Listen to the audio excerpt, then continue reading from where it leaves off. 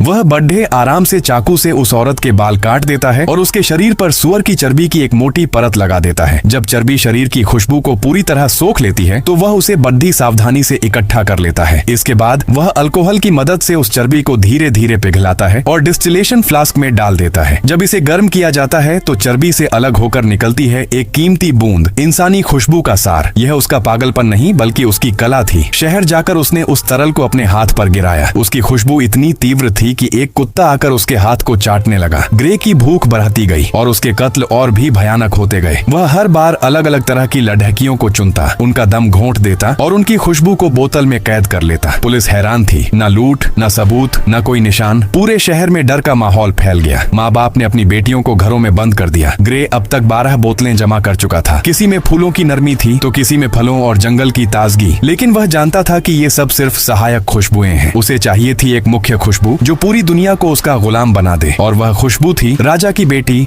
लौरा। लौरा की हिफाजत के लिए उसके पिता ने दिन रात एक कर दिए, यहाँ तक कि शहर छोड़कर भागने का फैसला भी कर लिया। मगर वह नहीं जानते थे कि ग्रे की सूंघने की शक्ति कितनी अद्भुत है। बैरन ने अपनी बेटी को बचाने के लिए रास्ते बदले। 2 अलग अलग टोलियां भेजी गईं ताकि कातिल को धोखा दिया जा सके। लेकिन ग्रे हवा में तैरती लौरा की हल्की सी महक के सहारे उसका पीछा करता रहा। जब बैरन को लगा कि वे सुरक्षित जगह पहुंच गए हैं, तब तक ग्रे उनके होटल का पता लगा चुका था। रात के अंधेरे में अपने कपड़ों पर चर्बी लगाकर वह लौरा के कमरे में घुस गया। अगली सुबह जब पिता ने दरवाजा खोला, लौरा निर्जीव पड़ी थी। उसकी खुशबू हमेशा के लिए छीन ली गई थी। ग्रे ने अपना परफेक्ट इत्र बना लिया था, एक ऐसा इत्र जो दुनिया को उसके सामने झुकने पर मजबूर कर सकता था। लेकिन तभी कुछ सैनिक वहां आ पहुंचे और उसे कैद कर लिया गया।